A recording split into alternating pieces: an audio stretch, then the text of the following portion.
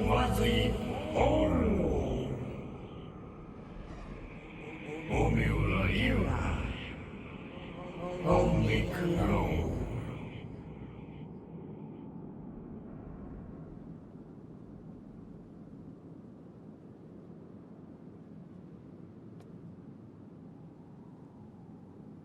Very well, welcome back to Let's Play Shadow of the Colossus. Last time we defeated Avian, the bird Colossus. This time, we're going to Colossus number 6. And in contrast from last time when we had a very short episode, this episode will be pretty long, because I had planned for this one to explore a lot before actually going to the Colossus. Because of that, I can talk about the world of Shadow of the Colossus, mainly the Forbidden Lands. And now this version competes with the original PS2, or PS3. So, let's begin from telling you that I think they made a good job in recreating the Forbidden Lands in this version. The only complaint that I have about this is that they've done it. They've done a good job, maybe even too much. If you remember the original, like, I don't think I can show you. Oh, maybe I can show you a picture of it, but right now is not really the best moment because we're into this forest here. And by the way, if you're going to this forest, which is one of the many ways you can get into, well, to the next Colossus, just go on foot because Agro doesn't like going around places with lots of trees. She will just be super slow. You're better off going on foot. So, like, if you look at it, it looks super gorgeous. Like, you can see all the plants, you can see a lot of details. And that's the main problem. The PS2 original version didn't have any of that. It was a PS2 game, what can you expect? It was what it was. But, wait, where the hell did it go? Okay, wait a minute. I need to catch this lizard, guys. It's driving me nuts right now. Where the hell? Where'd it go? Oh my god, where'd it go? It was right here. There he is. So I'm moving. Come on, get over here. Get over here. What the? Hey! Okay, there we go. Okay. If you look at the PS2 game and compare it to this one, it is obvious that this one is better graphic-wise. But that's kind of the problem, and it's weird that because you see the Forbidden Lands thematically, they are lands in which you're not supposed to be, because we're clearly not supposed to be here. We're clearly not doing the right thing, going around killing all the Colossi. This is clearly wrong, but that reflects. It's reflected in the PS2 version because the lands is like barren. There's almost nothing. There's just rocks and little grass, as much as grass that there was back then. Like, we couldn't see like all of these plants and lush vegetation and anything like that. No, it was all pretty empty. And he had to feel empty, by the way. He had to feel empty and void of life mostly. Now, all on that thought for a bit, because this is a PlayStation 4 exclusive area. There is a coin. And there is this glowing barrel, which is a reference to another game made by the same developers for the PS4, and that is called The Last Guardian, in which apparently you have to deal with these shining barrels. I have no idea what The Last Guardian is all about. I've seen a bit of it. I'll eventually watch a Let's Play or something. You get a trophy if you find this place, by the way, but that's pretty much about it. So, back on that thought, the world needed to be empty, void, and lifeless, because that's how the Forbidden Lands are supposed to be. They are Forbidden Lands. You're not supposed to be in the Forbidden Lands because they're a land that is not meant for humans. But in this version, it still feels void and like the void of life, but not that much. You can see like butterflies going around here. There are the freaking lizards that are gonna drive me nuts if I don't kill. There we go. There's a lot more life in this version. It's kind of missing the point, but I mean, it was bound to happen. It's not like I wouldn't made it any different. If I were to do the game instead of Bluepoint, I wouldn't made it differently. They made a great job, not gonna lie. It was something that it needed to be lost in this remake. There was just no way around it. You want to make more detail, it's gonna seem more lively. There's no way around it. It's hard to do something like this. But making the same feel that the PS2 version had. But this is just a minor complaint because look at this fog effect. I don't think this was in the PS2 version. It might have been something like that though. Definitely, like the water effect were not in the PS2 version. There were some water effects, but not like with this depth. Like, look at this. You can see the ripple on the waters. Look at that. That was definitely not in the PS2 version. So we traded a lot more detail for a little less. I get a word for it. It's not ambience. It's what you feel, the feeling that the world gives to you. I'm not sure what the correct word is, but you know what I mean. Eventually, I know what the word is for this concept. I just have it here on the tip of my tongue, but I just can't find it. But yeah, it's okay. It's a nice trade-off. Especially for people who already played the original, so they already know. They already know how it feels to explore the Forbidden Lands in the PS2 version. Now they can explore them. They feel... Yeah, again, they feel a lot more realistic. While in the original they felt more like kind of an alien world. Separated from civilization. Where is this? I saw a fruit tree when I panned the camera. Come on. I mean a fruit tree, a fruit. I saw there it is. Trying an ad from me? There you go. Anything else? Think that was it. Dropping down here.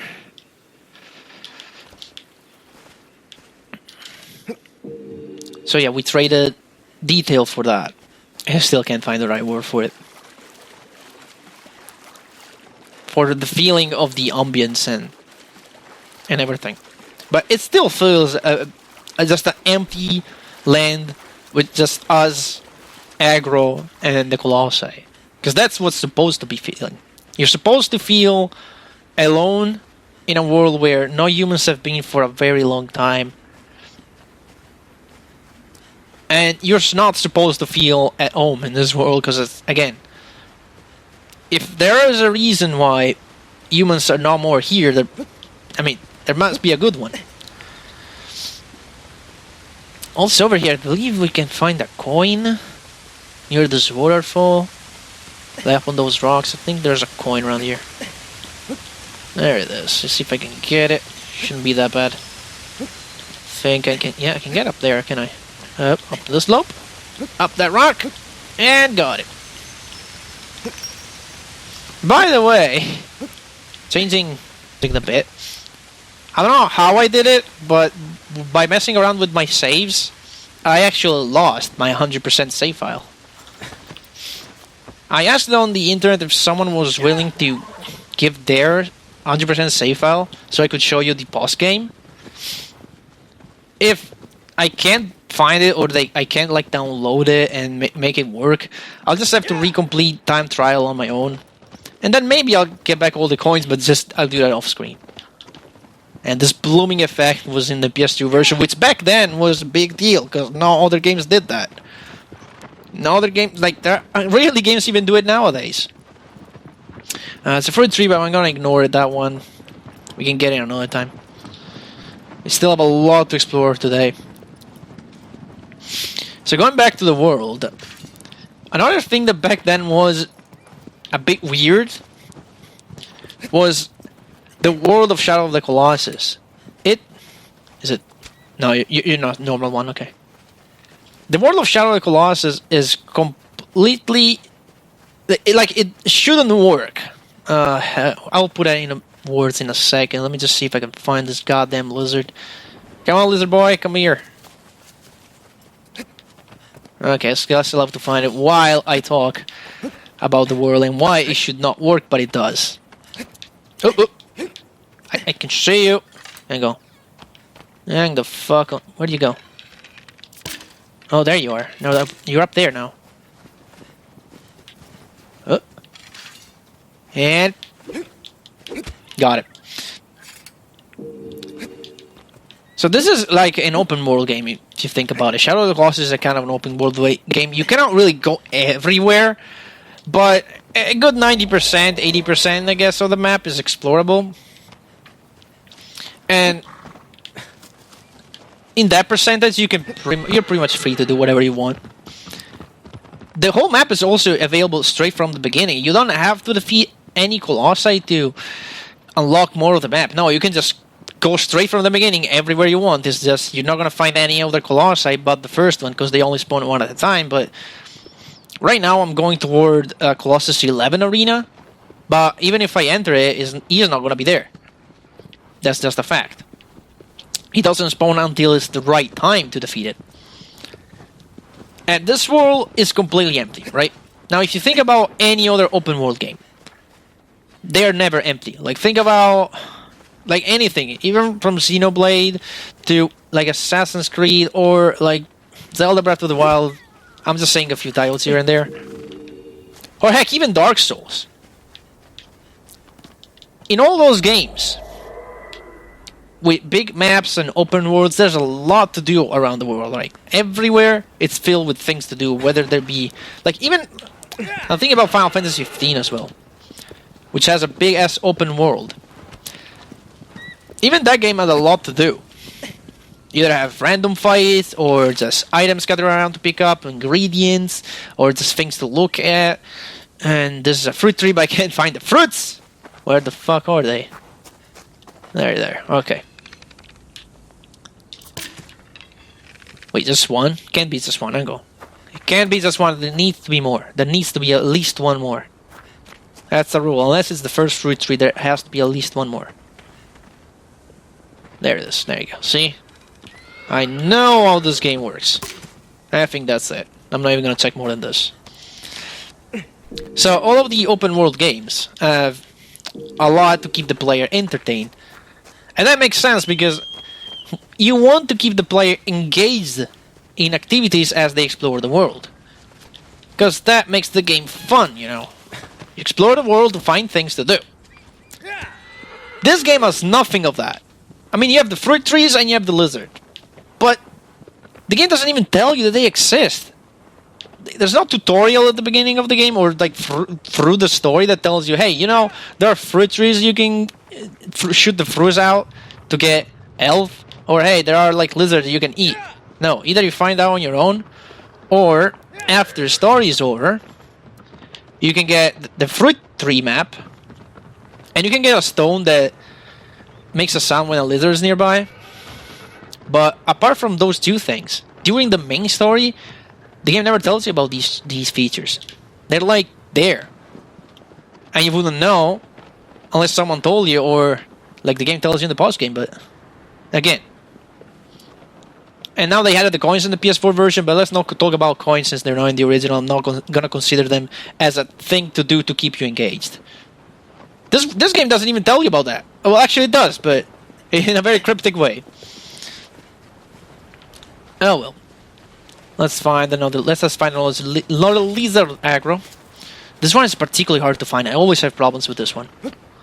For some reason I can never find it. Oh well. You know what? If I find it, good. Otherwise I'm just gonna move on. So, going back to that thought, an open world, technically, should have a lot of things to do to keep the players entertained and engaged in various activities, and give them a reason to explore the nook and crannies of the world. But Shadow of the Colossus has nothing of that, so in theory this game should not work. Yet at the same time it does, because god damn it, it's one of the best games of all time, man. You can't deny it. But the world has nothing to do in it. Again, if we just don't consider the fruit and the lizard, the world has nothing to do in it. It's completely void of anything interesting. So why does it work? Well, it's all about the the ambience, I guess, and the idea of this mystic world where no human has set foot in a very long time. That just makes you want, I mean, for me at least, it just makes you want to explore it and find out more. Come on. Oh, come on. Come over here. There you go, found it. So yeah, Shadow of the Colossus world is a world that on paper it shouldn't work, but it does. It does. Like seriously, I'm gonna say like 70% of the world map is completely pointless because there's nothing to do. Yet I like to explore it. I like just to go around and see what I can find. Like we're gonna explore a place in a few minutes that is completely pointless. There are like no fruit trees down there in that place we're about to explore. There's completely nothing. It's just a place. Yeah, it's good. It's fine to explore it because, you know, you can just say, hey, look, I found this cool-ass place in the game. Have you seen it? And you can tell your friends, and they're like, no, I haven't seen this place. Where is it? And then you would like, I remember that back in the days when we explore, like, let's talk about another open world game. Why also let's play it on this channel. And the first episode got a lot of views because it's now a meme. GTA San Andreas. GTA San Andreas is a big-ass open world, but you can't argue that it also uses a similar philosophy to Shadow of the Colossus world, although a lot less. Because trust me, when you get through the story in GTA San Andreas, you explore very little of the world. You explore a good chunk of it. Let's say you'll explore like a 60%. No, a 62 last, maybe 70. But yet that 30% that remains, it's still up to you to go out there and find places. And gosh darn it, I remember though back in the days when I was in middle school, I would go to my friend's house who had GTA San Andreas. We would sit in front of the PS2 for hours, just going around, exploring, having a good time. Because that's what we wanted to do. We wanted to explore and find places that the game had to offer. Just because we wanted to, not because the game wanted us to do that. Just because we wanted to explore and tell our friends, hey, look, I found this coolest place in GTA San Andreas. There's like a car hidden here, and there's a bunch of power-ups, and like, whoa, really? Or maybe you could just say, hey, look, if you go to this place, you can have a nice view of the mountain or something. I'm just making examples right now. But that was the idea. Whoa, what a nice jump, Agra. Yeah, we would explore just for the hell of it. Not because the game asked us, but because we wanted to. And that's exactly what Shadow of the Colossus does. If you want to explore this world, you can do it. There's nothing that will like enhance your gameplay, I guess. I don't know how to put this concept into words, but you get it. You're free to explore, you're free to not explore. You don't gain anything if you do explore. You only gain the satisfaction of having explored. Hi! Hi? Fall down. Shit.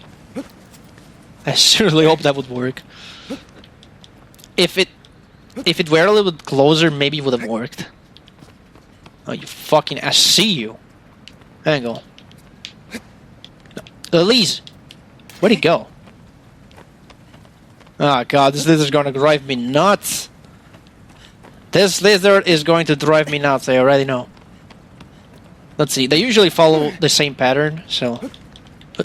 I see you, I see you. Fall down, you dingus. There you go. Okay, you need the arrows to actually make it fall. The hell? Killed it. Got him. Okay, so here I have two things to tell you about. This shrine is particular. Not only leads to Colossus 11 Arena, but it's only actually one of the two ways to get into Colossus 11 Arena. Not only that, there are two more things about the shrine. First, if we go on top again... Did I reach the top with this one? I don't think so. I stopped when I saw the lizard. We might find something. We might. Let's see. Up on top we go. Let's see if we can see it. I don't even know if it exists in this version. It might not exist. Let's see. Is that it? There you go. Oh, there it is. I think that's it. So, this location here is known by fans of Shadow of the Colossus because it's home of the Falcon Loki. There is a falcon or an eagle, not sure what they are, which is a bit bigger than the other eagle falcons in the game. And it usually, or he, I guess we can call it he since we gave him a name, usually he hangs around by this shrine and nests up top here. And players have been able to grab the Eagle Loki and fly for a pretty long time. And with Turbo Controller, that would spam the grab button, and you could actually fly pretty far into places where you're not supposed to go. Also, over here, I believe... Oh, there it is. Yeah, we can see it from over here. There's a big, huge tree here. Again, this is part of that concept that I was telling you about on Phaedra.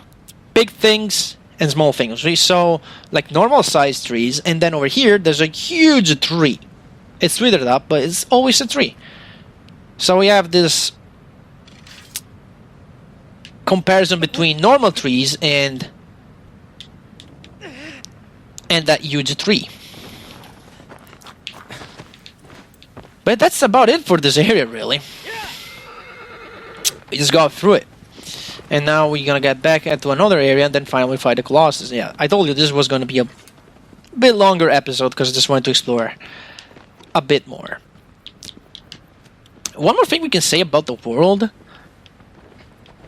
There's another reason why it feels so empty is because there should have been a lot more Colossi in the game originally, and then a lot of them were cut. So many of the location might have been places where more other Colossi would have been fought, but at the end they were cut.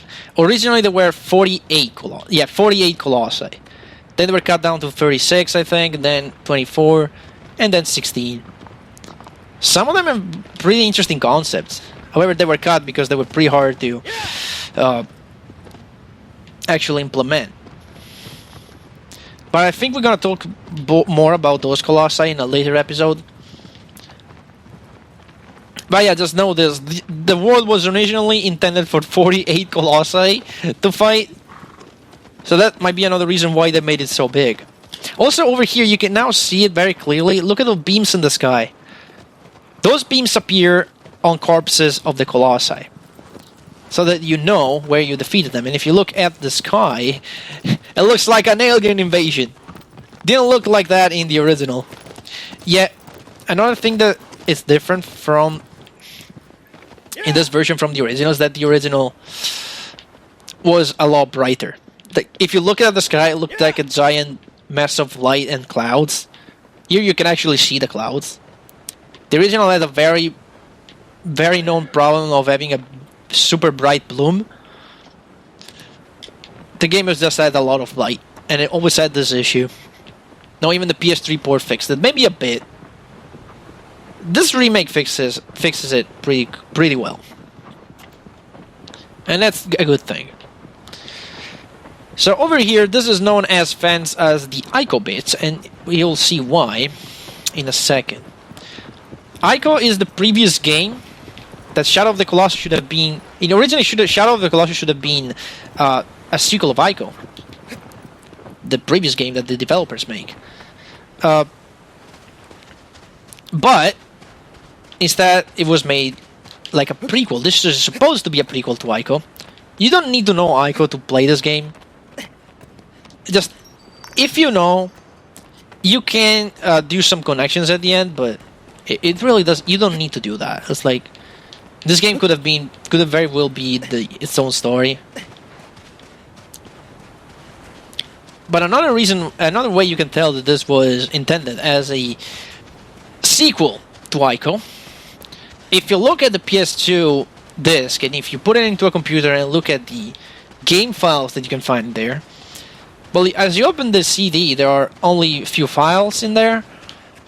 A few files are just the game data and how to boot, the instruction to boot the game, and then there's a 2.7 gigabytes file which contains the game. And it's just called Nico, which means Eco 2. It's the fusion of the words Eco and Ni means 2 in Japan. Which is also why I put that into the beginning of the Let's Play. This is Nico, because the game is technically called Nico. Over here, in Eco or Ico, or however you want to call it, at the end of the game, you would end up in a bit pretty much like this, and you would find a watermelon. And so, a watermelon is also found here. I don't think this means that this is the same beach, because technically Ico or Eco takes place like a lot of years, like we're talking 1,000 years after this. I think that was just put here just as a little reference for people who know, but that's pretty much it. And that's pretty much all I have to say about this bit. There is a PS4 only glitch that you can do here involving some of those rocks, but you can't do it right now because I don't have the item to actually reach those rocks. There's also a coin that I'm not gonna get. It's in the water, but I'm not sure where it is, so not even gonna bother with that one. Come on, Aggro. You need to go back on top. It's finally time to fight the Colossus. Ain't you happy? No, because you're not gonna fight the Colossus. I'm gonna fight it. You're just gonna wait outside the temple where the Colossus is in. Come on. Up you go, Aggro. No, you're tired. But trust me, in a second you'll be able to rest. Okay. Don't worry, Aggro can't really fall that easily.